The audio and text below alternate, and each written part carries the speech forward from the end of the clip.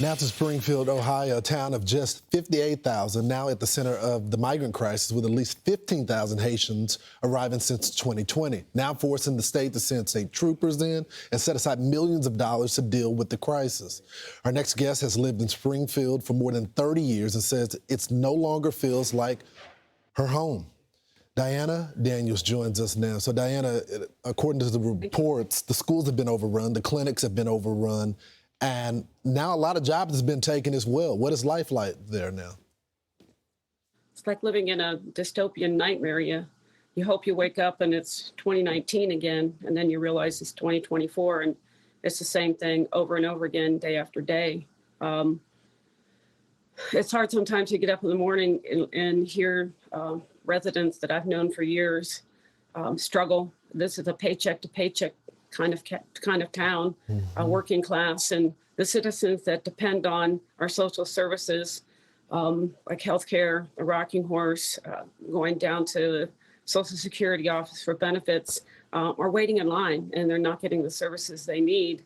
And it breaks my heart to see people that I taught and their children experiencing this. So I took it upon myself to make sure that I showed up at every city commission meeting pleading our case. And if it took, something like this to get the spotlight flashed on us, then so be it. We've needed help, but for several years, and maybe we're going to finally get it. The sad thing is it's more of my money being spent on a problem that we did not create. So, Diana, let's talk about that, because you take great umbrage with some of the characterizations that people tried to make about you and people in your town, saying that you're hateful people just because you're bringing attention to the issue.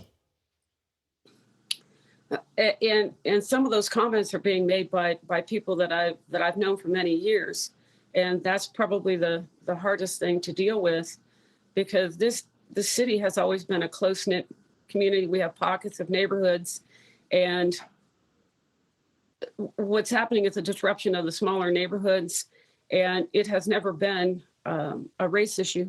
It's about color. It's not about color. It's about culture. Your once close-knit community has now been changed, and there are people in your neighborhood that you don't know, that don't speak your language, that live a different lifestyle from you, and it's going to cause some tension, but it is a different culture that we're dealing with. And I've tried to push that issue, but it's not helpful when our own city government has printed those very comments in city documents. Who do you blame for the this? The challenges that Springfield faces is race. I apologize, Diana, but who do you blame for this issue? Because we got a national election coming up, and there is one person that is control of the border, and that's the commander-in-chief, and he sets the policy for that through the Homeland Security Secretary. His vice president wants to be the next president. Who do you hold accountable for this surge of migrants that are now in your community? Well, it certainly is a top-down, and it's also a bottom-up.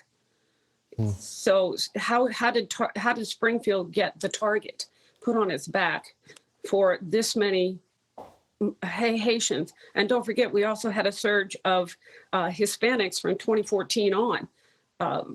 How did that happen? And that's what a team and I have been investigating for the last year, is the why. Why did this happen to us? Who was responsible? How did that happen? And then follow the money.